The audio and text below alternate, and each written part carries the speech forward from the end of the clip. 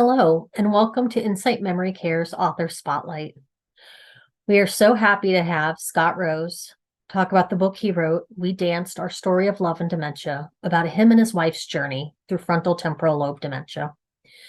Before we get started, I do want to give a thank you to the Kensington Falls Church and AARP Virginia for being a part of this program and sponsoring us today. Insight's mission is to provide specialized care, support, and education for individuals in all stages of memory or cognitive impairment, their partners, and the community. Our vision, a community where those living with memory or cognitive impairment and their care partners can achieve the highest quality of life. We are the leader in dementia care in Northern Virginia. Insight is a nonprofit started in 1984 that supports families on their dementia journey. We provide specialized care with adult day programs for people in all stages of their dementia journey. We provide connection by building relationships and supporting care partners on their journey. With our creativity and dementia experts sharing our knowledge and resources because every journey is unique. Without further ado, I would like to introduce Scott Rose, and he's going to share all about his book. Thank you for coming, Scott.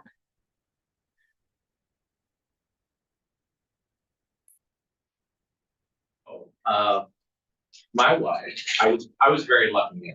My wife loved sporting events. She loved going to live sporting events, basketball, football.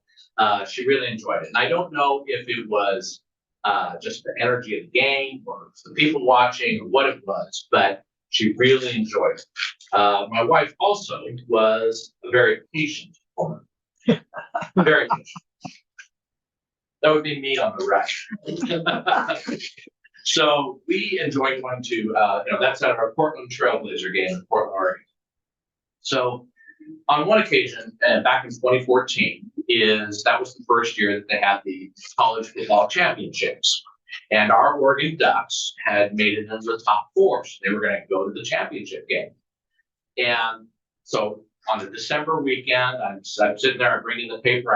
I parcel out the paper for her, for me. I go get coffee for her and me. I'm sitting there and reading the paper, and then I said, honey, it's official. The Ducks are going to the Rose Bowl January 1st in Pasadena. And she said, oh, that's nice. 15, 20 minutes go by.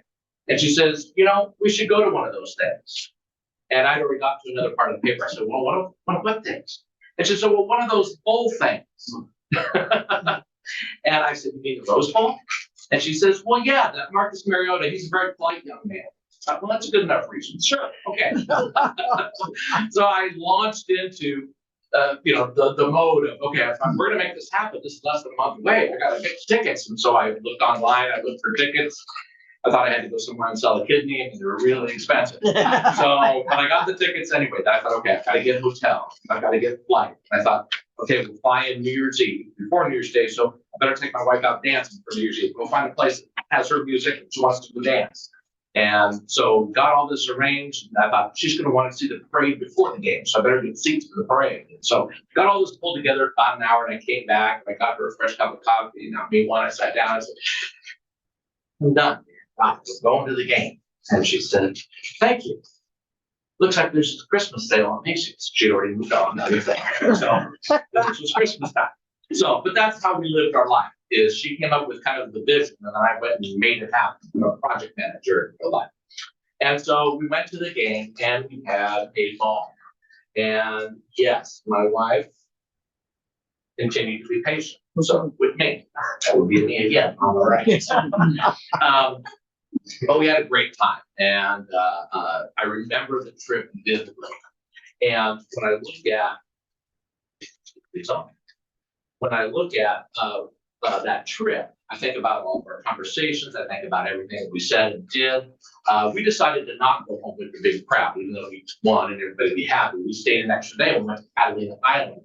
So this is off the coast of California. They have the casino building back there, and you can see what it is. And it was just a beautiful weekend. We were able to go and really enjoy it. And I bring up this picture because 4 years, 9 months and 8 days after this picture, my lovely wife died. And she died from frontotemporal dementia, FTD.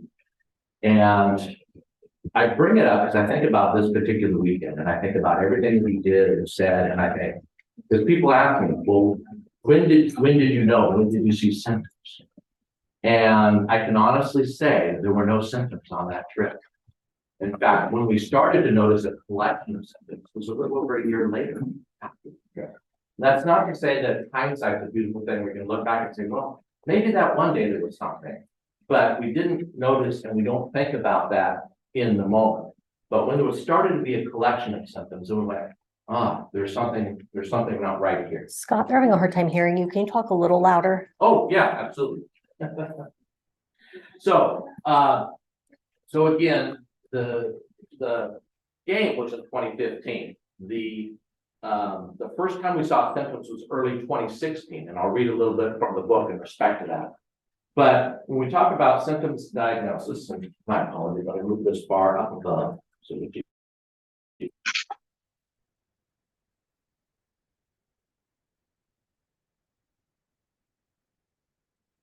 There. So in 2016, she had this collection of symptoms. So we met with the doctors, the neurologists, and social workers, and we were very blessed to be in Portland, Oregon, where they have a variety of clinics and a variety of specialists.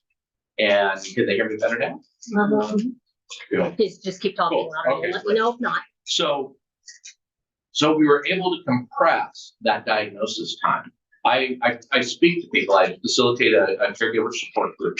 I speak to people that have waited years for a diagnosis.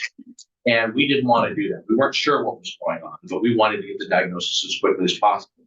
So we said, what's the next test? What's the next thing that we can do? If this doctor isn't available, who is available? So again, very blessed where we live that I could taper around a variety of clinics in the area. I just told work, I said, hey, work's going to be kind of iffy for the next few months. If I have an opening, I'm going to take it so that I can compress that time frame. And she was diagnosed in June of 2016. And really, obviously, that completely turned our world upside down. There was no dementia in her family history. What was going on with that? And we started to make some changes to accommodate this. And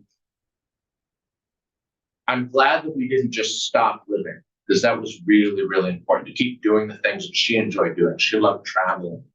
And we had planned a Route 66 trip. We planned it in February. The symptoms came up in March, diagnosis in June. The Route 66 trip was in September. And I asked her, I said, you still want to go? She said, yeah. And so we went, and we went for a month. Her and I, big road trip from Portland, Oregon to Chicago, down Route 66 to Santa Monica, and then up Big Sur and back to Portland, Oregon, big old triangle. Took a month to do it, no schedule, didn't make any reservations, kind of just, kept it really loose. And I'm so glad that we did. We had a wonderful time. That continues to be a great memory. And she had a lot of firsts on that trip. She'd never seen Mount Rushmore, never seen the Grand Canyon, never, seen a lot of the different things that we got to see there. So it was wonderful to be able to do that. It wasn't until 2017, I mentioned that she had FTD. There's about 8 subtypes of FTD. She had what they call primary progressive aphasia. So it really takes a lot of your language. That's the initial onset symptom. There are behavioral versions of FTD as well. And over time, those can start to blend or overlap. She didn't have any real severe behavioral crashes until about a year and a half in. And so in 2017, we started to see some of those just harsh crashes come out of nowhere. And I'll mention a couple of those when I read from the book. But very uncharacteristic of her. It could happen just at a moment's notice. It was not every day, but it did last for about a year. Those that have behavioral FTD, it is oftentimes every day and a few times a day. So we were spared that, I'll say, but it would come on in a moment. I had to really look for the triggers. If she got too hot, she would have this crash. She got to bed after about 7:30, she'd have a crash. Any alcohol, sip of anything, she'd have a crash. If she was in a real busy place, she could be busy outside, but not busy like a bar, she'd have a crash. If I was on technology, on my phone, and not really giving her attention, her mind would wander and she'd have to crash. So really looking at what those were, trying to avoid those triggers. And it's different for everybody. We had to examine what were her triggers. In 2018, as you know, the brain is a very interconnected thing. It starts to shut down a lot of other parts of the body. And so we started to deal with incontinence. We started to deal with the inability to really digest and kind of keep things down. What we'd give her an appetite. It was hard for her to sort of want to eat anything. We had to keep trying to get her to eat and get her to drink. She started this journey at 128 pounds. She passed away at 74. And it wasn't for lack of eating and drinking as we could. Ensures were a staple for us. In fact, she didn't understand the Ensure bottle, but she loved her Starbucks. And so I would just get all these white reusable Starbucks. And I'd put the Ensure in the Starbucks, give her the cup, and she'd down it all. And it was good. It worked. So you find these little hacks. And so, write her name on it, Maureen. And it was funny that she didn't realize that it was a cold drink instead of a hot drink, but she still liked it because, it tasted good.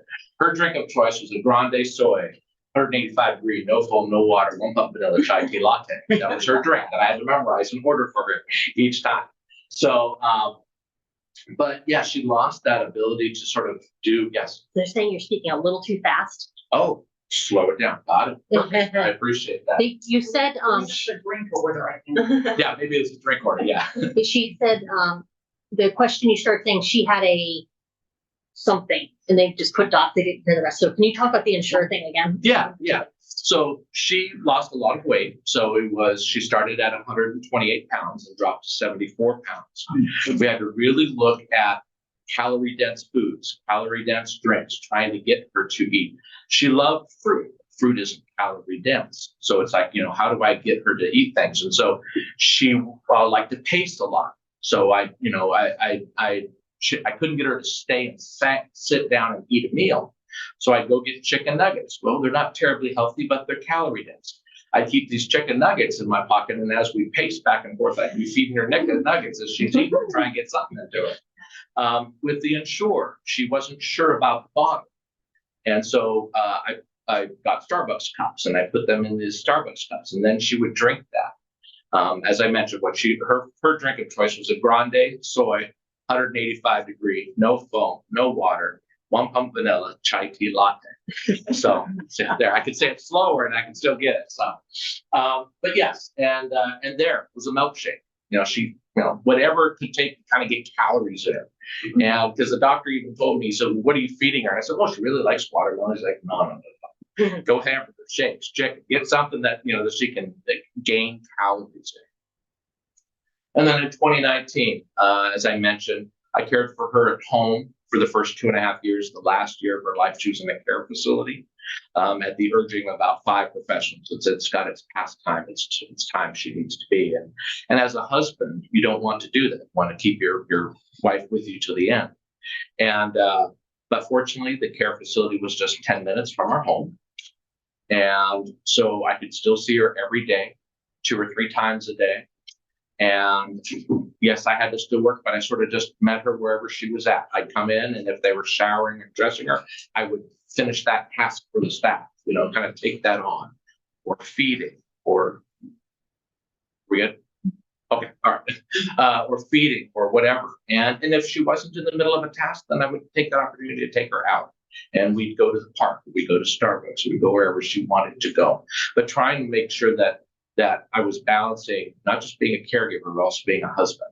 And that was really important. And I think I only think about that 3 or 4 years later, is I go, wow, okay, that's what the benefit of the care facility was. I got to go back to being a spouse rather than primary caregiver. And it didn't hit me initially because you're in the middle of all that emotion. But yes, that was the progression. She passed in October of 19. Oh, my apologies.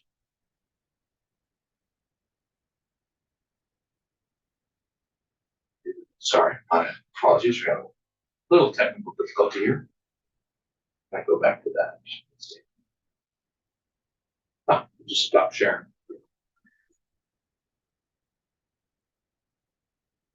Okay, some of her symptoms, or most of her symptoms, are here. We'll talk about again, and it's very specific to her dementia, but reduced speech. She couldn't initiate any activity. Just going to get herself something to eat. I'd call her on the phone and say, have you eaten today, honey? No. Okay. I need you to stand up. I need you to bring your phone. I need you to go to the kitchen. Need you to open the refrigerator. Do you see that yogurt? I need you to take the yogurt out. I need you to peel the lid off. I need you to go over to the drawer and get a spoon. You got a spoon? Good. I need you to eat the yogurt with the spoon. And going through all these steps because her executive functions just dropped off. And so I'd get home and I'd find these yogurts half eaten because she kind of just lost her place in the middle of it. And so understanding what those issues were, the phone, using the phone, we changed from her normal phone to a flip phone to went back to a landline to eventually, because she'd forget to hang it up, and so I couldn't call her then because the landline wasn't hung up, to eventually I got a security camera with a two-way talker. So then she didn't have to push a button. I could just call, and I had to be quiet when I called. Hi, this is Scott. And she kind of look around. And then she kind of key in on the camera when she go to the camera. Because if I yell, honey, it's Scott, they're scared. So, but then she could talk with me and she didn't have to push a button. And that was good because I took all those executive function components out so I could still connect with her while I was at work. Until such time as we tried in-home care for a while, and then eventually the care facility, and then she had staff. But a lot of different components, I'd come home and she'd have a shoe on one foot, 2 socks on the other foot. Sometimes her bra outside her shirt. And so things were confused. I dress her in the morning, but maybe she'd change. And so kind of going through a lot of the different components of that. When you look at this, how many here have loved ones that you've experienced, one or more of these symptoms? Yeah. Okay. Any symptoms that you can think of with your loved one that maybe isn't here, or just one that comes to mind? Maybe anybody online? The question we do have online Yeah. is any tips on how you helped maintain broken relationships with her women friends in her age group while she was going through this? Great question. There is, in fact, the book that I'll read from a little bit here, there's been some criticism in that I was very open and honest, and it's been edited way back, cut about 100 pages out, but it's talking about those broken relationships. What I call kind of the 3 Ds is they're in denial, they try and diagnose from a distance, or they just distance themselves completely. It's one of those 3 oftentimes that happens if they're not fully engaged. And it is very difficult. You start to kind of see, not that it's a character judgment, but you start to see kind of who's wired to help and who's not wired to help. You find that out very early. People are like, well, I don't want to hurt her, so I'm just going to stay away. It's like, no. And so I would have to call, I kind of watch her. If she's starting to get sad, I'd be calling friends. I need you to come over. I need you what do you need me to do? Just sit with her. I just need to sit with her, just talk with her. And I'd have to do that frequently because you just couldn't get the people to come over. And it's important that when somebody says, well, can I do anything for you? Give them a specific task. Don't just say, yeah, come over and help, because they don't know what to do and they'll get frustrated. So yes, I need you to come sit with her so I can go to the grocery store. And no, I'll have her fed, I'll have her changed before you get here. Or, you know what, can you pick up my dry cleaning for me and bring it here to me? But the more specific tasks you give, the easier it is to get that help. But you're not going to win over everybody. You're not going to get everybody engaged. And that was a criticism in my book, is that I was very honest about how her son responded, how her daughter responded, how her mother responded, how her girlfriends responded. Some good, some not so good. And I didn't criticize them as much as just saying, this is what they did.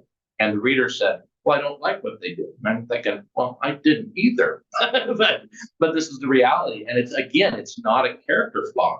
It's the way that you're wired. You're either wired to care or you're not wired. I didn't know how I was going to be. So, and I think that's kind of more responding to that for sure. Someone gave an example. The confusing reality hits home. She looks at pictures and magazines and thinks it's her family. Mm-hmm. Yes. My wife would say, when are they leaving? Who? I hear them. Oh, it's the TV. Thinking that they're there. rather than on the TV. Yes, and what I would suggest, and I know this won't resonate well with some people, is don't correct them. Let them think it's their family. Let them think it's their friends. That's okay.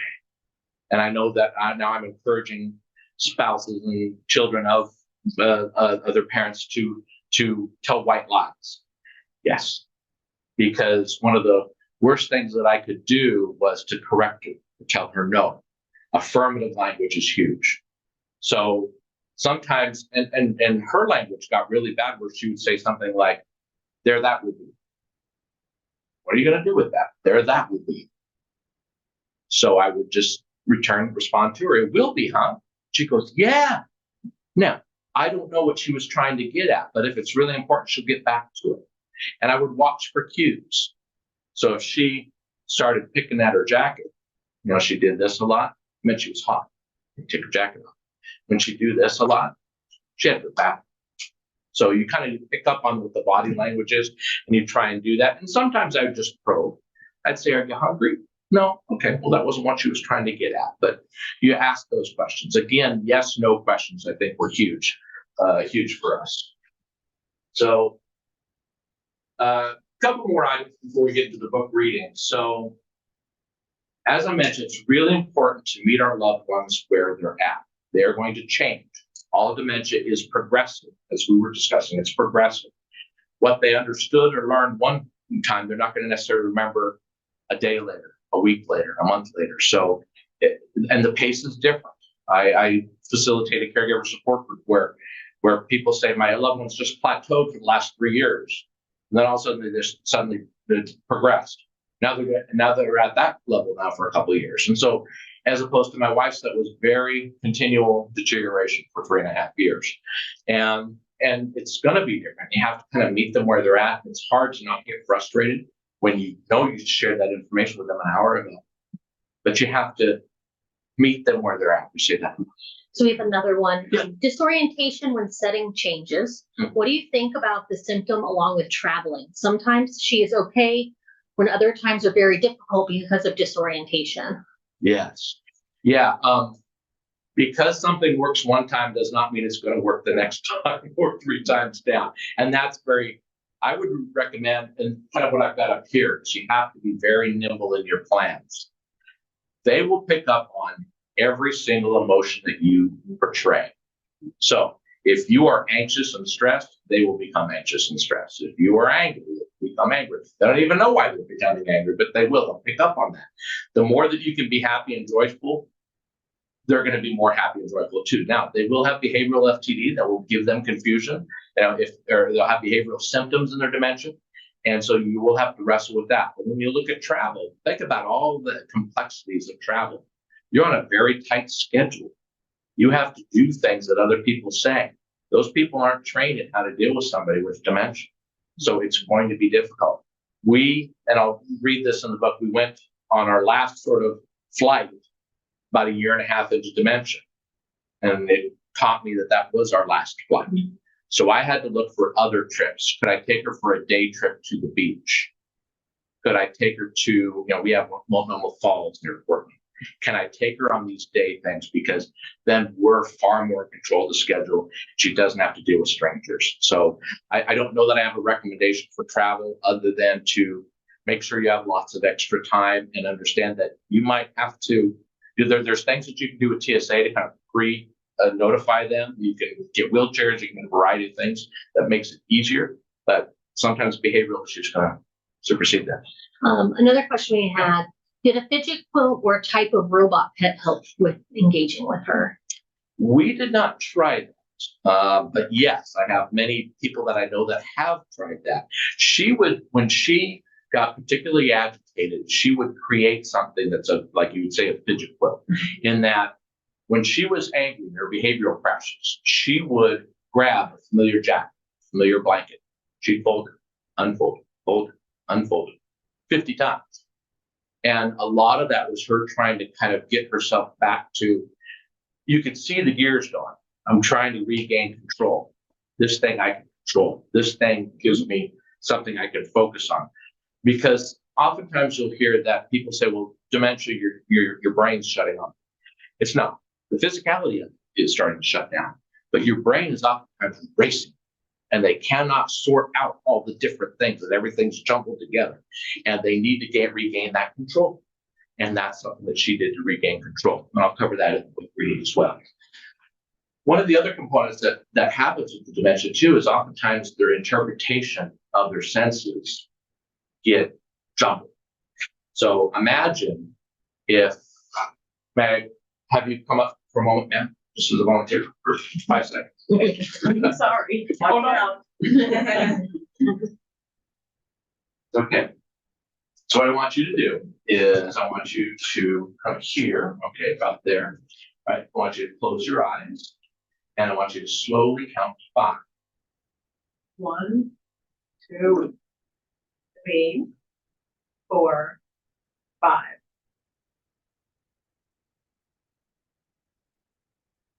Okay, try that again, and then open your eyes. And I didn't give you that instruction. My apologies. 1, 2, 3, 4, 5. There. So you looked around to see where was I, and you were telling your eyes to do that. But a lot of the time they don't have the ability to do that. Thank you. So when we think about our senses, we think about our eyes, for instance.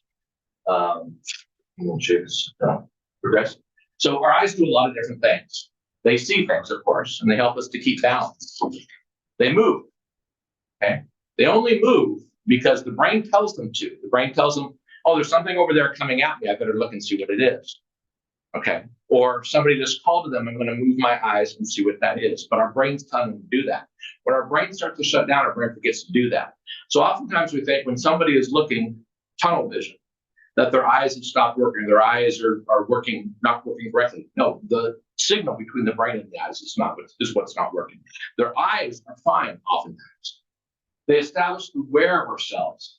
So just navigating around, my wife would look down and there's this tunnel vision this way, okay, and she wouldn't see something over here because she was looking very focused, if you will.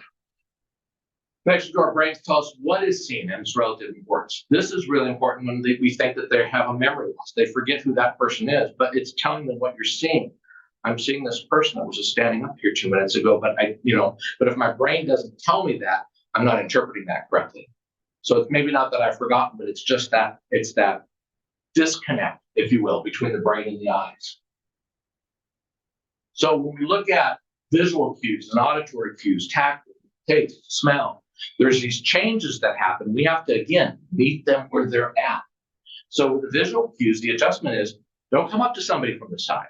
Come up to them straight on. I used to do something because my wife started, again, losing weight, leaning over, looking down a lot. So I decided, how am I going to let my wife know it's me each time? So for about the last year of her life, whenever I come into the room, I would yell, ta-da! And she would look up and smile because she knew that was me. Because I know this is surprising, but nobody else comes into her room and yells, ta-da, with the exception of me. So she knew that's him. She associated that, okay? And so then that would tell her to look up and smile, and each time she'd smile, almost each time. Auditory cues, the more we ask them to say, what do you mean? What? I don't understand. That will only frustrate them more. Again, it's that affirmative language. It's accepting what they've said, trying to look for other physical cues so that you can understand what their needs are, whether they're hungry or they're cold or whatnot. Wringing their hands, picking at fabric, understanding what that is, even using utensils. I got so frustrated in her particular care facility because they'd bring her to a dinner table, sit her down. Here's your dinner. Enjoy, Marie. And then off they go. She ain't gonna pick up that fork. She didn't have a clue how to pick up that fork. Yes, ma'am. Yeah, I had a question, or a couple of questions. Sure. Have to do about subtypes. Yeah. Of frontal lobar, temporal. And, my husband had been diagnosed with that, but I never was told about subtypes. Yeah. So I want you to go into it and also talk a little bit about, the type of testing that might be different. And I realized that there's not really a medication per se. It's not like Alzheimer's where they have things to stop it. Right. But sometimes, like in some cases, they give an antipsychotic or they change the drug. So if you could just address a little bit more. Certainly. I'd appreciate it. Absolutely. So for more information, I will refer you to the book. So when we look at the introduction on the third page, so we do have a few different subtypes. The behavioral variant, and then as I mentioned, my wife had the primary progressive aphasia or the language variant, and there's 3 subtypes to that: semantic, agrammatic, and logopenic, and they all have kind of different slight variations to the language in terms of maybe misunderstanding what the word is versus misusing the word. One time, my wife, we were at a Blazer game, maybe the one that was pictured, and they won. And then all the streamers came down from the ceiling because they won, because we don't win that often. So they all come down. And she says, wow, look at all the graffiti. I said, what? She says, the graffiti. I said, you mean confetti? Yeah, confetti. So sometimes it's missing, it's a cue on that word, or sometimes you'll see a word, not necessarily understand the meaning. So I'd encourage you to kind of look up more about the differences for each of those, because I don't go into them a lot of specifics here. But then we also have the movement disorders. And sometimes there's a blend, if you will, FTD with Parkinson's, FTD with ALS. And oftentimes people will be sort of cross-diagnosed. And that gets really into kind of more the motor neuron and the physicality of it that blends over with FTD.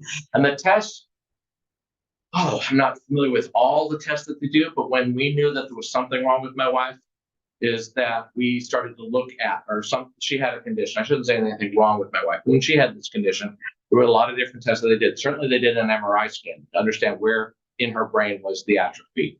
And then they started to do a lot of tests that were almost more designed to identify what she didn't have than what she did have. There was a lot of, hold my hands. I want to see, kind of pulling on each hand. Does she have equal strength? Did she have any shakes? Did she have any tremors? Walking around and understanding that. They had her, they said 3 words and asked her to repeat the 3 words back. She struggled with that. They had her write a clock and then the numbers and then the hands. Completely could not do that one at all. And so that helped to sort of guide them on what she had and what she didn't have. So, but the tests are vast. She went with a speech pathologist to kind of better understand where she was at with her speech pattern.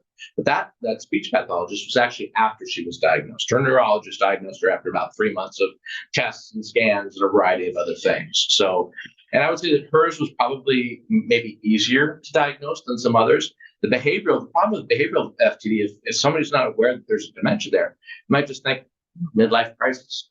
Oh, they've become a jerk. I think we're going to fire them because we don't like them anymore. And they go undiagnosed for 10 years before somebody realizes, oh, they have behavioral FTD.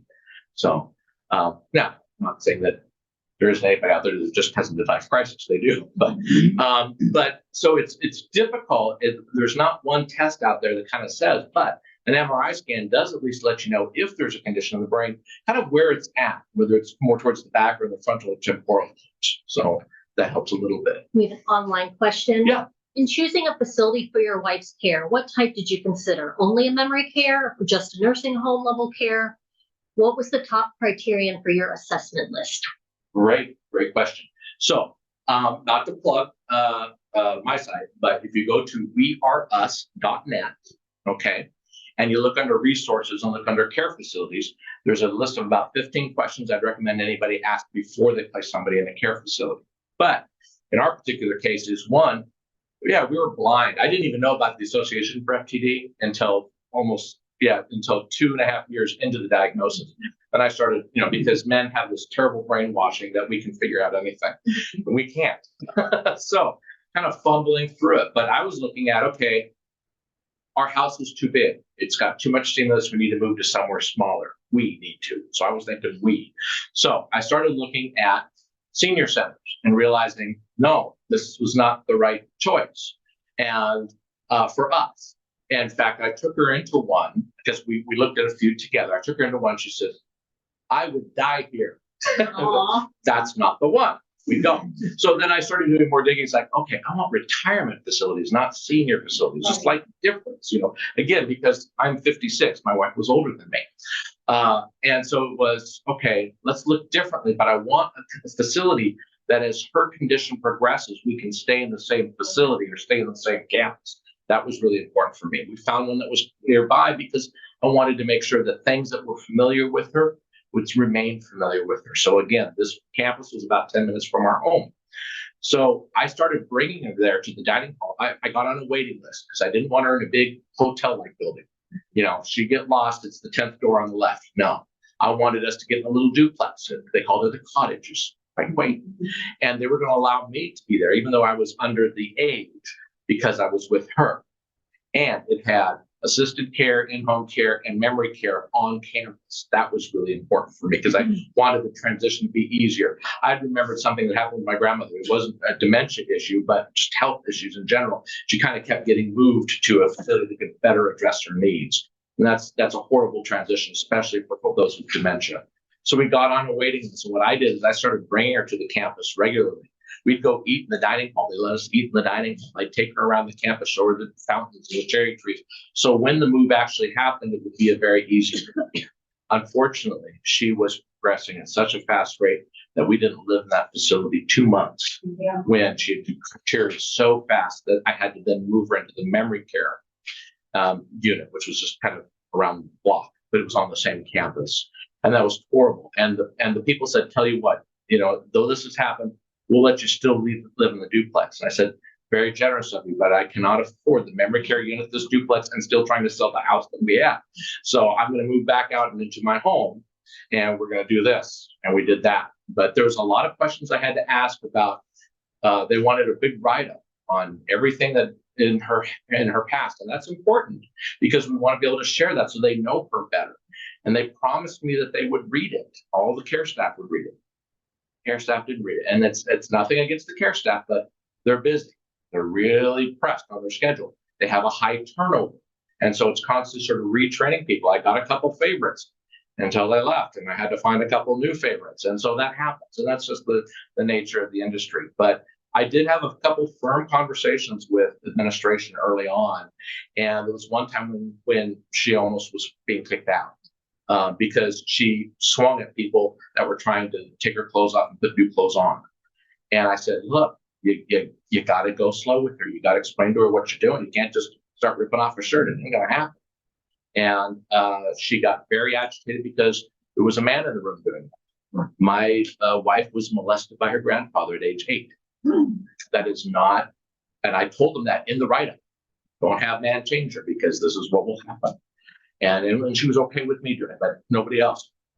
They forgot, they got short on staff, so a man was in there helping to change. She flipped out and she started swinging.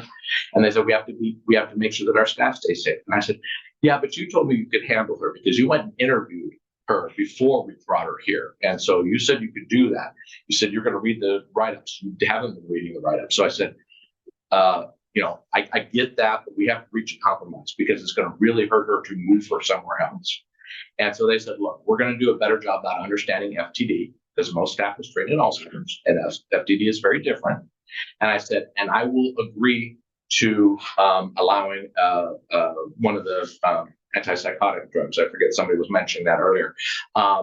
Seroquel didn't work for her because it also gave her a constipation. We want to make sure that things kind of flow through. So it was a different one. I cannot remember the name, but it's in the book.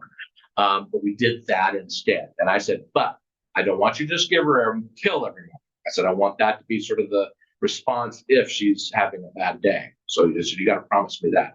So it was a compromise. It was working through them. But you don't stop caregiving because somebody goes to a care facility.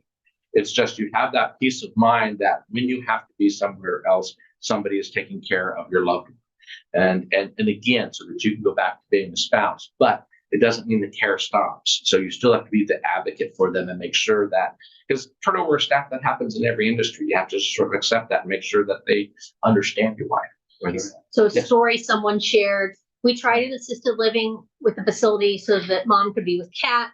2 days later, we had to move her to the memory care and the Kat came home with us. It was the better choice. Yeah. And I think a lot of people with FTD find that out. And then we have a question here. As all of us family caregivers who have lost someone always has a regret list, what is a top regret or what would you have done differently given you now know your caregiving journey? Sure. So yeah, with the pets, what I've heard from others, because we didn't really have a pet issue. We had 2 cats. I just kept the cats with me and she didn't seem to miss those. the most success has been when there was like a facility pet, where they kind of came in with a dog for the day, and everybody got to pet the dog, and then the dog went away.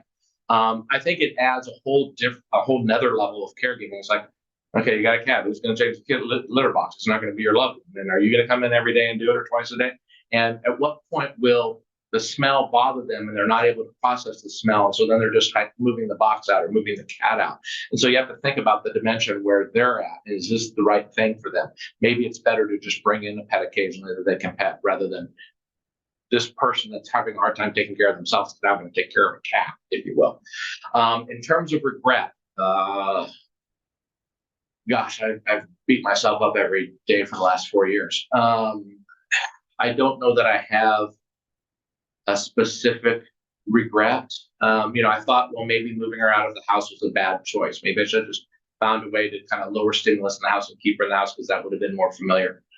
I don't think so, because then when she really needed memory care, we wouldn't have been top of the list, because we'd already moved to the campus. So when she needed memory care, she was at the top of the list, as opposed to somebody they didn't know. So I think it was still good. So I think about a regret, and then I change my mind. No, that's not a regret. I kind of go back and forth with that. But I don't know that I have a specific regret. I have terrible grief. I have terrible remorse, but I don't know that I regret necessarily the decisions that we made. Somebody said, well, might you have known earlier that she had FTD? Maybe, but what would I do differently? It has no cure, So it's were there a couple times that maybe I was impatient before we even knew there was a problem? Maybe. I kind of look back and go, oh, maybe that was part of the FTD that I didn't realize. I don't know. I did miss something. Yeah. Questions. First of all, I didn't catch how old she was when she was diagnosed. She was 65. When she was diagnosed. Okay. And secondly, from your experience, I realize your journey might be different than others. Have you noticed any difference between, this type of dementia between males and females? Is it processed differently in the brain? Are there any? Oh boy, I would hate to generalize, but those, boy, I'm stretching here a little bit, but I would say that with behavioral variant FTD in men and women, men tend to be more physical in it, okay, and women tend to be, I'll say, more flamboyant. I'm thinking of I'm using two examples in my head of a man that I know with behavioral FTD and a woman I know with behavioral FTD. So trying to kind of look at the patterns or the differences. But no, I think it really gets down to not so much a difference in the sex as a difference in what part of the brain that it impacts. And there's certainly nuances. There's all sorts of nuances that are more related to your personal history than whether you're a man or a woman. When I get into, she rode horses as a child, so she may think of that as a good situation. And she did, in that when she had a real hard time using words towards the very end, she would use words that resembled yes or like, and use words that resembled no or dislike. In the care facility, one was trying to feed her broccoli. And she looked at the woman and said, murder. And I came into the care facility maybe an hour later. She said, we got a problem. And I said, what is it? And she says, she explained, she says, I was trying to put her broccoli, and she said, murder. And she says, I wonder if she's going to be becoming violent. And I looked at her and I said, no, she doesn't like broccoli. And she says, noted. She won't like your broccoli. But she did use horse for something that she liked. So, or yes, or affirmative. And she tended to sort of bank words, negative word, positive word, and just pull a random word to say yes and pull a random word to say no. And murder was probably one of the extreme. That was a no. She wasn't intending to, but she thought murder is bad. So that's good that you put that in the negative side. But yeah, it can get to that. So, I don't know if that fully answers the question or not, but there's two people, Dr. Susan Sod and Mary Fridley, that coined the phrase tragedy narrative, and trying to change the tragedy narrative, in that we tend to dwell on everything they can no longer do. Have to flip that around and say, I'm going to celebrate something that they can do today, and this is what they can do. And thinking about that, what does that mean? Creating simple moments, trying to make sure that you don't put yourself on a schedule, because then you're putting them on a schedule. Journal. I would strongly encourage every single caregiver to journal. I can say that journaling saved my life because I was in a very dark, sad place when she died. And what got me through was reading these journal moments that I journaled. Something is just a sweet thing that happened. And I realized that as our loved ones get much later in life or much later in the disease, is there may be very few moments, but journal those. And it could be something as simple as she squeezed my hand today. She smiled. She took a few bites of food, whatever it is journal the moments because those are the things you want to remember. And yes, I know my wife had dementia. She died 4 years ago this last Tuesday. And I know that there was a lot of bad times. I rarely think about the bad times. I only think about the good times right through the dementia. I mean, and some of those times, yeah, they make me cry. I think about the day she passed. And I could really dwell on the fact that she died. But instead, I look at it and I go, but you know what? I was there holding her hand when she did her last breath. So I feel good about that. And so I have to kind of flip that around for myself. Nurture rather than correct. Never say no. I'm going to show you a 4-minute video here where I actually did correct her. She said, do you have a dog? I said, no, I don't have a dog. And I think I was back on that and I go, oh, I didn't need to correct her with that. Don't sweat the small stuff. There's plenty of small things that are going to happen all the time. Just focus on the big and the happy. Be silly, playful, improvise, all sorts of things. I think about our last beach trip. Our last beach trip was, oh goodness, about a month before she passed. And when we think about meeting people where they're at, this beach trip. So Cannon Beach, Oregon, about an hour and a half from her facility. We loved Cannon Beach. We went there as often as we could. But I had to change my tragedy narrative. It's not what can't you do anymore, what can't you do? So I went there Wednesday, checked in, stayed the night. I brought all her food, all her medications, all her clothes, everything. I got it all set up this room. I picked a room that was ADA accessible because by this time she was in a wheelchair and with a panoramic view in case she did not want to go out on the beach, she could still see the beach, kind of thinking about all the different things. I checked in Wednesday. Thursday morning, I drove back to the facility to get her and bring her there. So we just spent the time Thursday. We did go out on the beach a little while. You can see down there. They had an ADA ramp. I had that, coordinated and figured out where that was. Went down on the beach a little bit. I didn't take her to all the museums and stuff that we used to go to. I didn't take her to all the restaurants that we used to go to because I knew none of those were just reasonable anymore. I did take her for ice cream. It was an ice cream shop that I knew that had a ramp to it, and I knew that we could order from the outside so she wasn't in a busy, confined area. We had ice cream. When I took her back, she had a very comfortable blanket that she realized was already on her bed that she recognized. And then Friday morning, whenever we decided she wanted to get up and whenever she wanted to get dressed and I took her back to the care facility. Then I went back Friday afternoon and I checked out Saturday morning. So by doing that is, yes, you spend more money because you're booking more time. And yes, I was driving back and forth more times, but I took check-in out of her life.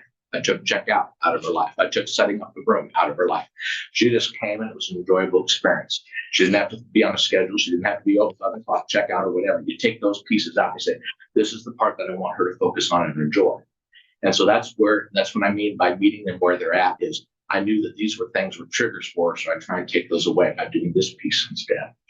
So with that, I know I spoke a lot longer than I intended, but let's see where we got on time here. Okay, we're doing okay, good. What I wanted to do is just read a few excerpts from the book, because this was a book reading. So sorry to get it on other things, but I know that this is important and people have questions too. Read a few excerpts from the book, and then I'm going to share a 4-minute video, and then I'll continue with Q&A. I think we're together until about 7:30. So I'll take about 20 minutes for this.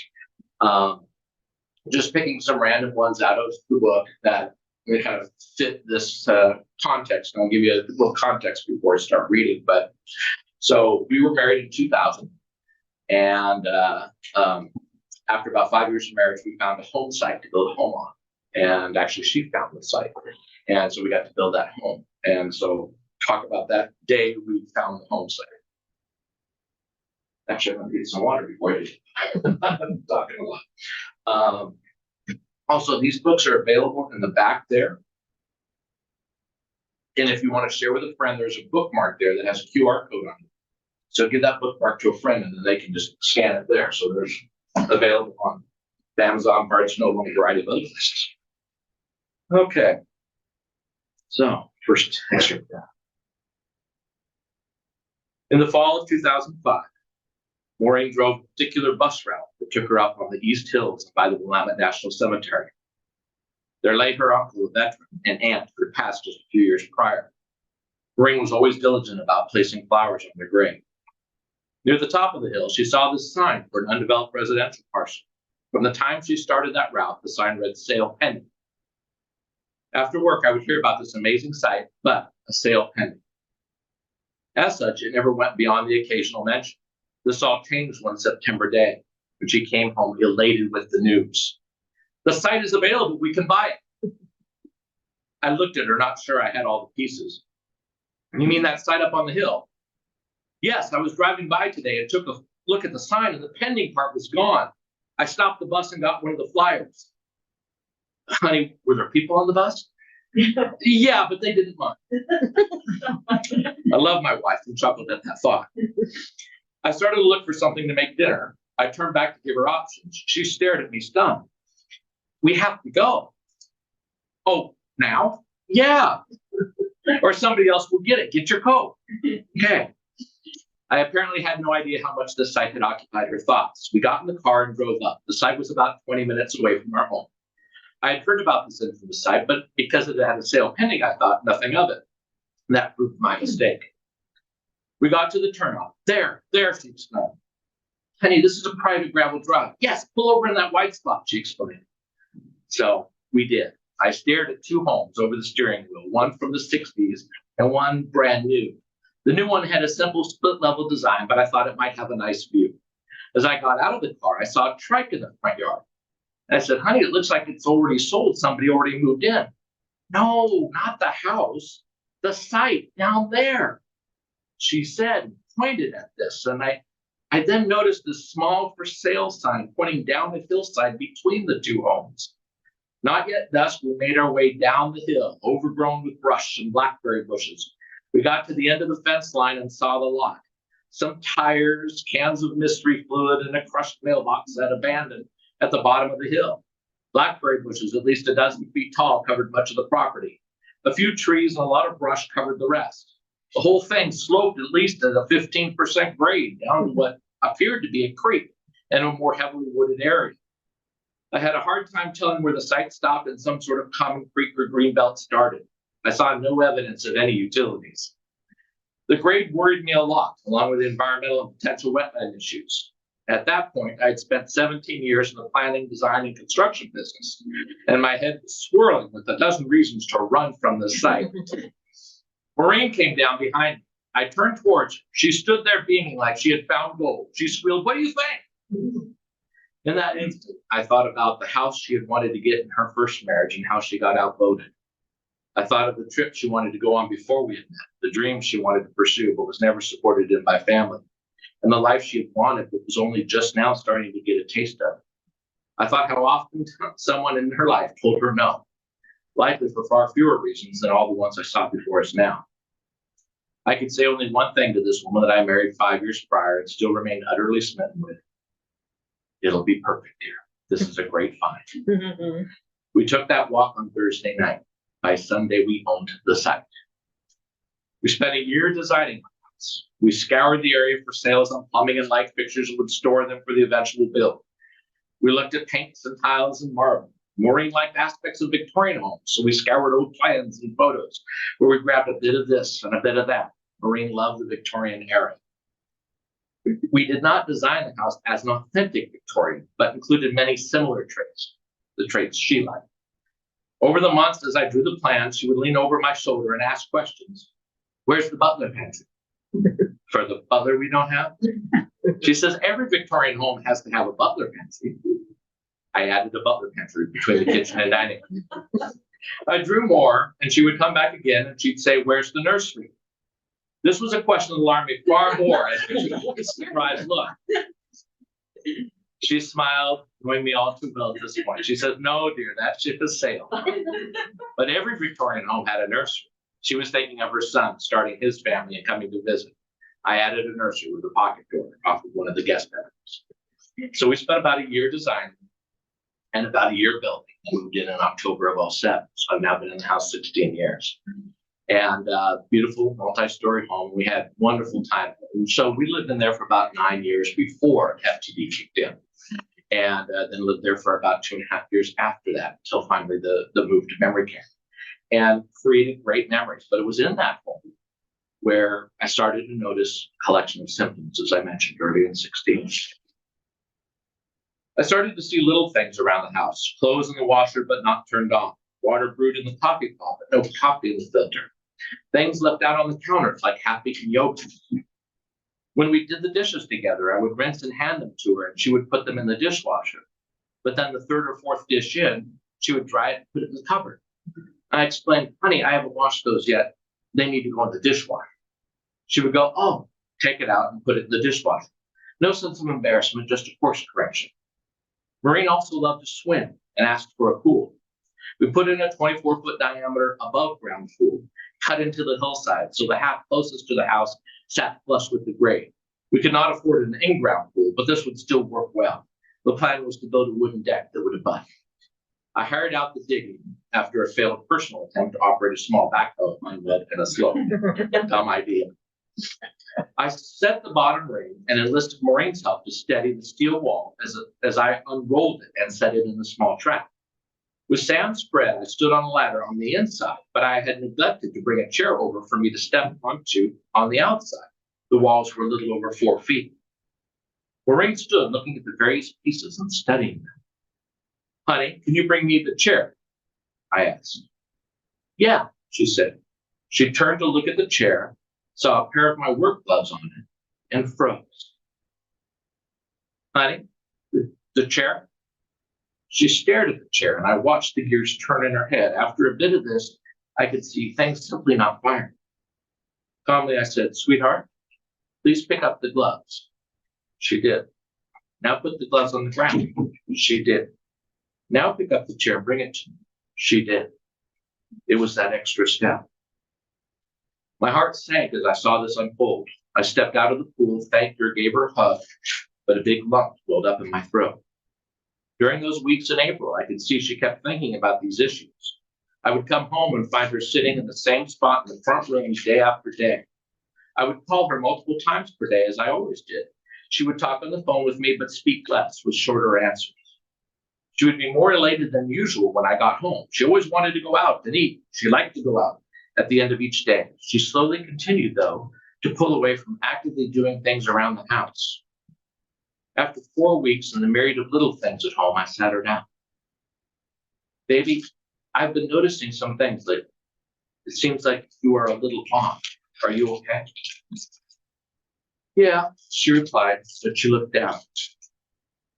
"Do you see some things in yourself that I don't, that maybe just don't seem right?" "I guess so. I get confused. I don't use right words." She stammered out that confession. But I'm okay." I hugged her. "Sweetheart, you probably are okay, but it seems like it makes you sad. You seem like you do not do things you used to do. You do not even talk much anymore. Are you happy?" "Yeah," she trailed off unconvincingly while still holding me. "What would you say to going to see the doctor?" "I don't know if they can do anything," she continued.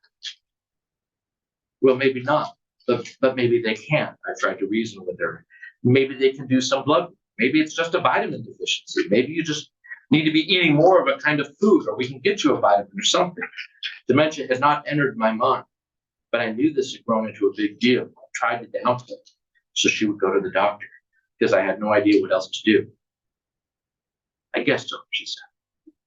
"I promise we will figure this out. We will deal with it. Okay?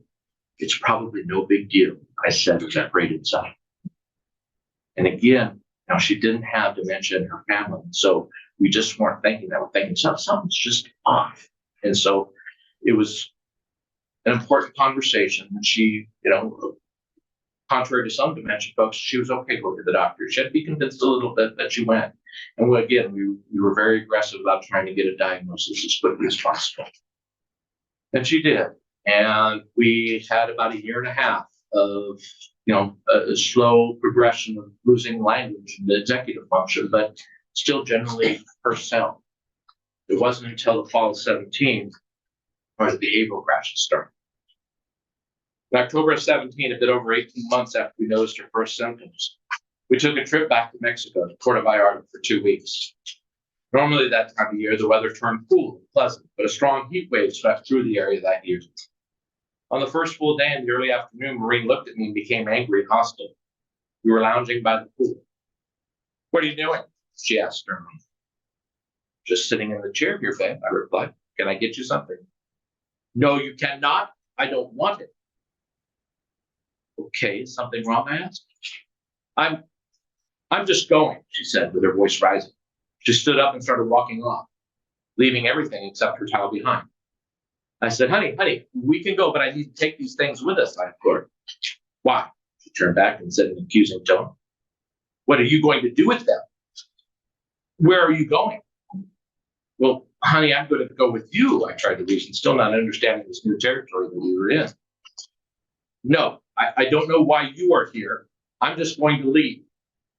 I grabbed her by the hand to slow her departure while I grabbed sunglasses, bags, etc. "Don't stop me." No, we were starting to draw attention from everyone. To others, I know it looked like fighting. I could tell in that moment that Rain had started some kind of mental episode. "Sweetheart, I just want to help you." "Oh, really?" Her voice was suddenly snarky. "Just how? You don't even know what you're doing or why you're here. I'm just leaving." She would say this several times and make to just go, but obviously completely unsure where to go. She just started walking, collected our things, and walked briskly to keep up. "Sweetheart, you want to go back to our room?" "Maybe. I'm not telling you." "You don't even know," she snapped. Hardly looking in my direction, she continued her quick pace. "Honey, the room is over this way," I tried to explain. "Well, just how do you know? Do you know where I'm going? Do you even care?" This caught me unaware. The cross word had never really passed her lips before. I had never experienced this kind of attitude from her. We were together 20 years, so I found myself completely unprepared. I had done nothing, but I also understood that FTP did not really care whether you did anything or not. You cannot assume a cause and effect in behavior. I had a hard time wrestling with that. I also had no idea how long this would last. I thought maybe the extreme heat had weakened her defenses and triggered this irritability. I needed to get her to the room. I knew I had a key and she did not. I stammered, "Of course I care. You're my wife. I'm your husband." She studied me, eyes full of doubt. "I don't think you care." "I do, baby," I pleaded. "Perhaps we can go to the room for a while and rest." I don't need to rest. I need to just go. I need to go." She started looking around, trying to orient herself in this foreign environment. She looked down at herself in her bathing suit and towel. "I need my clothes. I need to go." "I can take you to them, dear. They are up in the room." "Fine. Where?" I led her to the room. She would not hold my hand. She remained visibly agitated and always looking around like someone trapped, looking for an exit. In the elevator, she began again. I'm just going to go." "Well, let's get dressed and relax, and then we can figure out where to go," I said. She breathed heavily, obviously frustrated with me, the situation and everything. We got to the room and I said, "Here we are." She pushed on the door before I had a chance to unlock it. I got the key out, opened the door. She barged in past me. "It's cold in here," she yelled. They had the air conditioning running for quite some time due to the heat outside, admittedly stark contrast in temperature. I suggested that we get some dry clothes on. "Where are they?" "In here, I suppose." "Where did you put them?" I opened the suitcase and started to pull out some appropriate clothing. She pushed me aside and said nothing, and I let her work through it. I then saw the obsessive compulsive part of the disease. She would take something out and unfold it, then fold it, then unfold it, then fold it, and so on. She would do that several times and then grab something else that was familiar and do it again. While upset and agitated, Maureen also seemed to be working through it in her head. She wandered the room, looking at random things. The decorations included a small vase with rocks in it. She scanned it and said, "Well, that's stupid. I don't know why that's here." I replied, "It's just a decoration. They put it in the room." She looked up and around the room as if studying the worthiness of this resort. It's just stupid. I'm going to leave." "Where will you go, dear?" I asked, but knew full well, of course, that I would not let her go alone. "You'll see," she said, and went back to the clothes, which she continued to fold and unfold several times. This went on for several minutes, and I gave her some space. I watched her, intent on this new behavior. Eventually, she threw one of the articles down in a huff and turned back to me. "What are you doing?" "I'm just sitting here, dear. Can I get you something?" "No," she started pacing. I brought some water to her. She took a drink and set it on the counter, all the time not wanting to make eye contact with me. Or when she did, she glared. She had not changed out of her swimsuit, which was still damp, so she was cold for sure. I handed her a rose. What's this? She studied it, and really not looking for an answer from me, just studying. She threw it down on the counter and went back to her suitcase of clothes, pulling items out, not folding them and unfolding them, but studying them. Now, over an hour into the episode, she decided she had to go to the bathroom. I offered to lay out her clothes. More so, I just did it. I grabbed the ones she seemed to fixate on most and put them on the bathroom counter. Then I gave her some space. She came out and saw them and put them on. She stood silent, but moody and abrupt. I offered her a hairbrush. She gave the slightest thank you, but remained visibly miffed. She brushed her hair for a while and observed me out of the corner of her eye. She did not smile. She then made her way past the suitcase, doing some additional straightening of some kind, and headed for the front room. She stood staring out, palm trees and the ocean beyond. She remained silent. She sat down on the couch and brooded. She was definitely thinking about her situation. I could see it. She looked at me periodically. I brought her some more water and said, "Here, sweetheart. I love you very much." I said, and kissed her hand. She turned, and her angst was suddenly dropping away. She said, "I know." She put her arms around my neck and gave me a hug. I kissed her on the cheek and just sat there, but I found the moment odd but tender. It felt like she had forgiven me for something what I had no idea. Perhaps she had just found her way back and was relieved. And so it did. And that was kind of her behavior, kind of coming out of the blue, just boom, it was there. As opposed to somebody that with behavioral variant, they may just have these episodes every few minutes, every hour. And so that can become exhausting for a caregiver and for them too. To lighten that, so we were in, did you have a question? 7:10. Oh, it's 7:10. Perfect. Okay, so I have 2 more sections to read, so I'll do that quickly. That was very heavy. When you move to care facilities, sometimes you find humor in situations as well. So to lighten that. When I moved to the care facility, I saw there was a whole lot of things that I needed to do, one of which was like going clothes. I found it important to label clothes in the care facility, otherwise they would end up disappearing. Did you ever go to camp as a kid and your mother would write your name on everything in a vain attempt to keep you from losing your stuff? You lost it anyway. I would end up coming home from those childhood camps missing 2 pairs of pants, a shirt, 3 socks, and 1 shoe. But on the positive, gained somebody's jacket named Joshua. I thought about this as I labeled Maureen's clothes when she first went into memory care. Maureen had this tendency to take a jacket off and set it down. Without a name, it would go to the next person that picks it up. Free clothes. They also advised me that if residents do not close their doors, they might receive shoppers. As the doting husband, I tried to mark all her clothing before we arrived, but I forgot to bring several items, which I realized only after arriving. I collected more and then realized she needed a few new items and bought them. I then realized she had too many items and removed some. Next, I realized that summer had shifted to fall and she needed warmer clothes. I was slowly creating my own rotating department store for rain. Somewhere in the middle of this fun, I came to realize that using a fabric marker on her clothes and clothing tags would not always work. It did not show up on darker clothes, and writing on tags often just made the name too small. As a man with limited domestic skills, I shopped for answers. I remembered how my mom would iron patches on the knees of my jeans, typically after I would do something that started with, "Watch this." I discovered white iron-on patches, apparently basic knowledge for those in the garment industry, but not for me. Some even come customized with names, again, unknown to me. I thought, I will write her name on these patches and iron them into her clothing. Marking all the clothes, I wrote her name a lot. With the clothes now at the memory center, I took the material and iron to her place, figuring I would set up shop and get it all done. I timed it while they showered Maureen, and the staff got her dressed so I could get it done quickly. With no space in her small room for this assembly line production, I took all the clothes into a side sitting room. I plugged in the iron and started in earnest. Soon I had a resident lady. She came by and stopped and watched me. I looked up and said, "Hello." She looked bewildered and said, "I've never seen that."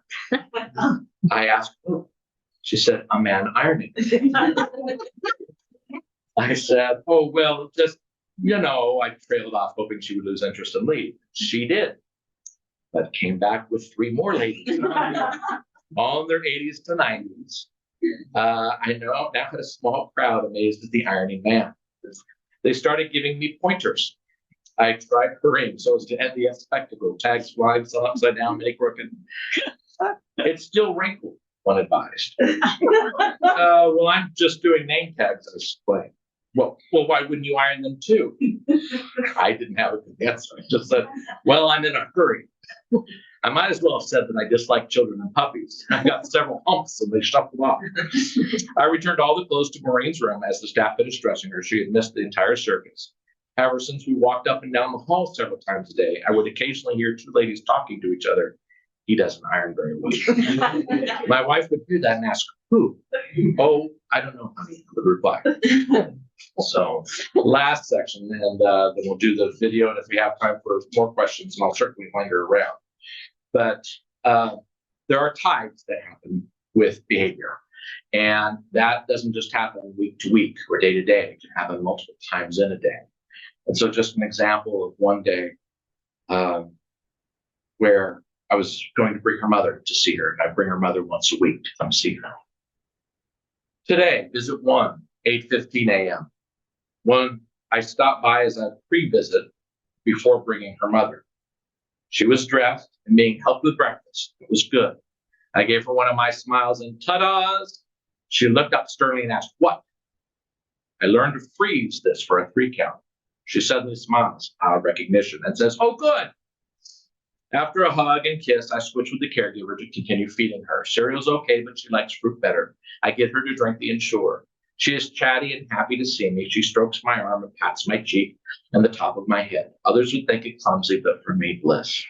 I say I'm going to bring her mother here. I kiss her and tell her I will be right back and I let the staff know. Visit 2, 10:15 a.m. With her mother, I return.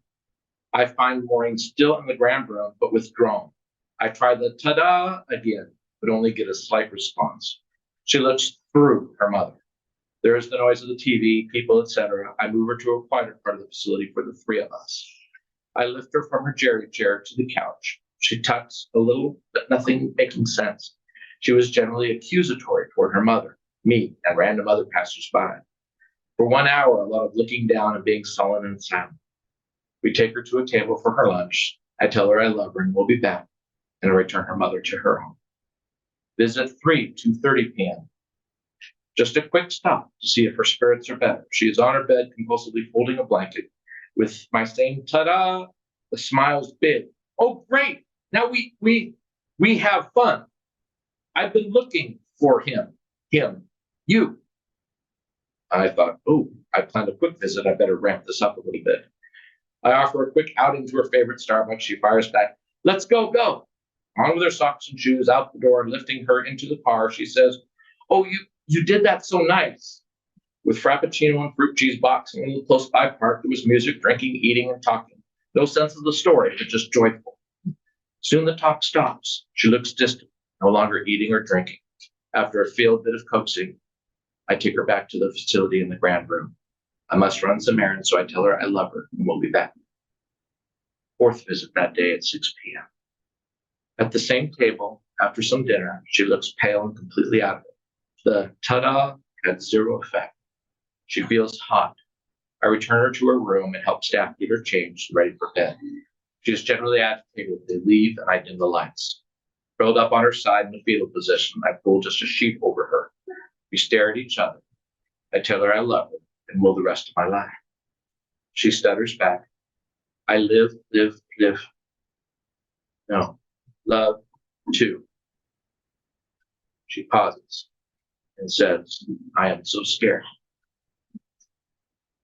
I ease her fears best I can. She grips my hand hard. I choose not to do music, but instead just let her spend several moments drifting on. When I think she's asleep, I stand to leave, and she opens her eyes and looks at me. I caress her forehead and tell her to sleep well. Good night. I love you. She grabs my arm and emphatically says, we are us. We are nobody else, just us, you and me. I say softly. She says, yeah, and lets out a contented sigh. I wipe my tear, kiss her again on the forehead, and this time she stays asleep, and I leave.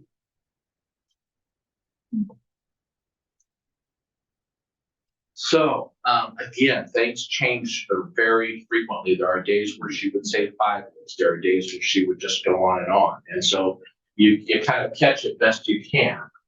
And we are close. We're at 7:15-ish. Okay, so this is a 4-minute video. I've been reticent to show this in the past because I don't want to make my wife kind of just a subject of a conversation. But if it helps people, then I think that's good, and I think she would appreciate that. This was in February of 19, and she passed in October of 19. The day before, she said maybe 5 words. The day after, she said maybe 5 words. Today, the synapses were just all aligned. She had stuff to tell me. And I saw so many expressions of her sarcasm and humor and everything. Not much of a sense of a story. It's all over the place. But what was nice was the joy. So, and again, this is just 4 minutes.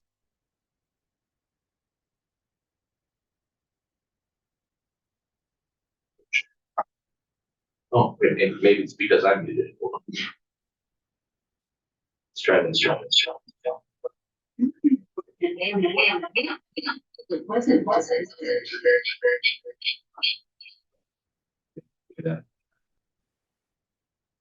Don't think it would be able to play that. My apologies, it's creating too much of a back echo. So it wasn't before, but maybe just because of the Zoom.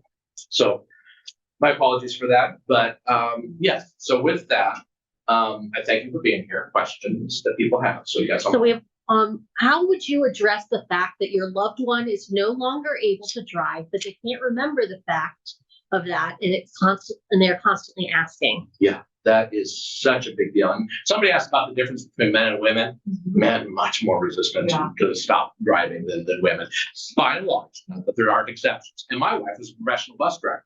When I decided that she could not make good judgments anymore, when you learn to drive, it's here, but when you master driving, it goes to here in your brain. It's just on automatic. But deciding when to make a left turn, that's still here. So that's the concern, not necessarily logistics, but making good choices, not hitting somebody in the crosswalk. So for my wife, all I had to say is, because I was riding shotgun with her about, every week. It's like when I could see that decisions were not being made well, I just sat her down. I said, honey, I really don't want you to get hurt or hurt somebody else. And it is. And it was done. I was very, very blessed. There are men that refuse to give up their keys, some women as well, that just don't. And so we, and every state's a little bit different, but in Oregon, we can get the doctor to write a note that says they have to go back in for a new DMV test, and then the DMV can deny them. And so then it's the DMV that's the bad guy rather than you as the caregiver. And that's always what you want to strive to be, because if you're the primary caregiver, you don't ever want to be in the bad guy role. Sometimes you have to do it, and you do it kind of behind the back. So, but I would encourage anybody that that has dementia is to try and get them to stop driving as quickly as possible, because you are liable because you are married. So, I mean, if it's your spouse as opposed to a parent or something, but even with a parent, if you know about it, there could be a liability. Again, depending on each state's laws, it's slightly different, but if nothing else, just for their safety and the safety of others, is really try hard to get them to stop driving. And I know it's not difficult. I mean, I know people that have hid their husband's keys. They called a locksmith to come make new keys because they couldn't find their keys, so they could get the keys. And it's like, oh, yeah, they can sometimes get creative, because even though there's parts of their life that aren't together, some parts are very still technically savvy. A woman that I know, she checked her dad into a care facility. It's a locked facility. They get leave. It's a memory care facility. He dismantled the doorknob to get out. He brought a screwdriver or a butter knife and then took apart the doorknob so he could get out. It's amazing. So even though, yes. What advice would you give to families about when the right time is to put a loved one into a care community? My advice would be you need to look at your relationship with them and when that relationship starts to erode, and ideally just a bit before. But you need to be able to gauge. You're not just looking at them when it's time to put them in a care facility. You're looking at yourself when it's time for them to be in a care facility, because you don't want that relationship to die. You don't want the relationship of whether it's parent-child, whether it's spouse. And it is a very difficult thing, but everybody is wired differently. Not everybody can be a caregiver. So you have to look at yourself as well when it's time. And your finances obviously are more of a pragmatic piece. How is your relationship with Maureen's children? And can you talk about what it was like navigating her death with her adult children? Yeah, so she had two children, a son and a daughter, and they were in their 40s, I guess, when she passed. And they had families of their own.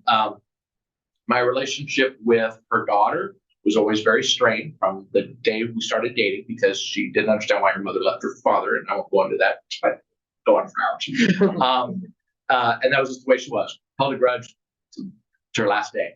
Her son, didn't care. I mean, he's as flighty as, I mean, he's a wonderful kid, but you know, nothing rests on his shoulders. Just everything just rolls off. He's pretty easy going. That has still maintained to this day. I have sent them out Christmas cards and birthday cards. I called things that I wanted to make sure didn't stay with me that she had before we were married. I made sure that I packaged up and I brought to them, not just mailed to them, but brought to them. They live about 2 hours south of us. And so, old Christmas ornaments and things like that they would remember from their childhood, things that were important to their mother. And then even things that we had gotten together as a couple. You know, my wife loved Coach purses and she loved expensive things. So, but I would go to the granddaughters and I'd say, and her daughter, and I'd say, okay, which of, you want a couple Coach purses each or something to that effect. And my wife loved porcelain dolls. Here's some dolls. So I tried to give those things, but it got to a point where they just didn't want it anymore. So rather than letting it go, I kept it. And I told them, hey, it's here if you want it. But I understand maybe I was putting a lot on you and I want to be respectful of that. To this day, she doesn't respond. Her daughter doesn't respond to any of my Christmas cards, any birthday cards, any of that. But I don't think that is because of the death. I think it was just because this is a good excuse not to connect because her mom's not there. She had a strained relationship with her mother because she left her dad. But her son, again, is just like the kid's just a wonderful guy. But I mean, nothing sticks with him. I mean, just sure, whatever. I mean, that's just his life. And he's got, he married a gal with 2 kids, so they got 4 kids. And his life's really busy. But he makes sure to text me twice a month just to let me know what's going on with the girls, Sophia and Melanie. And Melanie's an image of Maureen. Just to let me know if they've got a dance recital, a soccer game, or something like that. Her daughter, not so much. 2 of her daughter's kids got married, and I found out the weekend after the wedding. So it was just very, very sad. But what do you do? Well, I found out. I got the address from her son. Said, okay, here's the address of the grandchildren.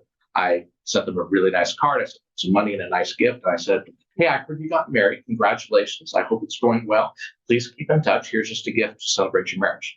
I didn't say anything about not getting invited. You have to take the high road with that. Mm-hmm. And so her daughter is not a bad person. It's just her daughter is just very passionate about what she believes. So. How are you doing now? And have you found some sweet spots in your life? I'm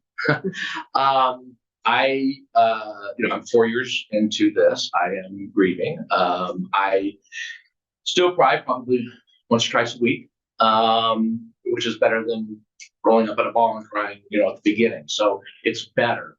I find that I fill my days with a lot of stuff, so I'm not thinking as much or kind of contemplating as much, if you will. But the sweet spot, I guess, that I'm finding is just, it'll sound odd, but my sweet spot is taking a look at the things we didn't get a chance yet to do and working on those. I bought a 68 Firebird, and people think, oh, midlife crisis, right? Her father bought her a 68 Firebird when she graduated high school, and back then it was just a car. She loved it. It was a yellow hardtop. And her first husband had damaged it, didn't total it, but damaged it, and he sold it. And she was very upset about that. It was her car and she didn't want it sold. So she was kind of bummed about that. When we started dating, I had the 94 Mustang red convertible, very date car, that got hit by a fire truck and totaled. And then when I went to replace it, she said, she was not in the car. When I went to replace it, she says, you don't need to get a fancy car now. You have me. So I ended up with a Honda Civic. But years later, she and I were talking. She had some friends over in a car club, and she said, I'd really like a 68 Firebird again, and we could go with my friends. She had a couple girlfriends. We could go, to car clubs. And so this was something we wanted to do, and I was going to surprise her with a 68 Firebird on our Route 66 trip. Mm-hmm. But when everything went up, I went, no, I'm not going to do that. But I'm still going to go take her on the Route 66 trip. And it was much better. For anybody that's been a 68 Firebird, don't take it 6,000 miles. It's a horrible car for 6,000 miles. So it's actually a good choice. So now here, just this last year, as I started thinking about that, I thought, 68 Firebird, and I've honestly isolated a lot. COVID didn't help, for isolation. And I thought this might be a good way to get out to talk to other people. And so I went shopping and I got a 68 Firebird that is red and convertible, like the car we dated in, but 68 Firebird, like her favorite car. So it's kind of a blend. And so I'm also doing other things in terms of just some of the dreams that she had. I just bought a piece of property on the Oregon coast, and eventually I'll build a home there because that's where we wanted to retire. So a few things, but I'm filling my day with stuff. Anybody in the room have questions? Sorry, I just kind of went on for a lot of stuff. So I wasn't sure we were going to talk as much about that stuff as about reading from the book. So I appreciate your patience. Yes. Since you mentioned it on your preface and in your book, you talk a little bit about the FTD Association? Yeah, absolutely. So I reached out to the Association for FTD in October of 18, so about a year before Marie passed, and about 2.5 years into all this care. I just didn't even know about it. It's like, oh, okay. So then I reached out to them to sort of join their social media group, because there's like 8,000 of them, and they're always posting things and super sharing platform. And they accepted me in, and I started writing a lot, reading a lot, and a lot of corresponding back and forth. And I've met a lot of great people with that. And in spring of 19, so I don't know, 7-8 months later, they asked me to come speak at their education conference, and I was delighted to do that. But I wanted to not be away from Maureen much. So it was in LA, which I'm in Portland, so it was at work. So I saw Maureen Thursday morning, and I got on a Thursday noon flight to LA. My speaking was Friday. I was able to catch a Friday night flight back to Portland. So I wasn't away too long. But since then, I have spoken at the AFT Educational Conference a few times now. And I speak at other conferences, Remember Me podcasts, Alzheimer's podcasts, and some other things. But AFTD is a wonderful organization that's great at research and resources. I mean, I put a lot of people towards that as a resource. Even on my website, We Are Us, which is designed more as a one-on-one interaction, is I list AFTD as a link and say you really should go there and take a look at this organization. They do great fundraising activities, a couple times a year. Just a terrific organization. I really reached out to Emma Willis, that news husband Bruce Willis, kind of going through FTD, and they really connected with her, and she has felt supported because of that. And it's helped bring FTD awareness. A lot of people, they had a huge surge in people going to the AFTD website to understand and learn about it.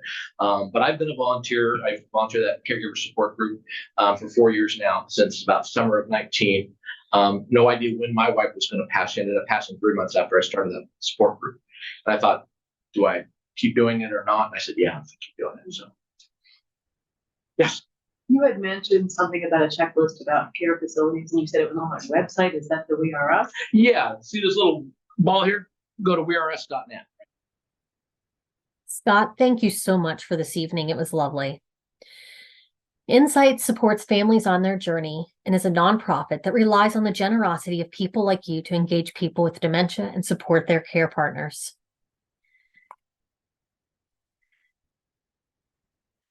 Ways you can support are through the IRA and other gifts, monthly donation, and workplace giving, along with going on insightmcc.org/donate. We also have 2 fundraising events each year, the Painting and Pairings at Insight Gala, and also our Legacy Breakfast. You can learn more about those on insightmcc.org/events. Along with author highlights, we have exciting presentations, support groups, memory cafes, and even movie events. Please feel free to go on our website at insightmcc.org/events and see what's next. If you have any questions, please feel free to reach out to us, go on our website and see what we have, or give us a call. Thank you again. We look forward to seeing you at our next event.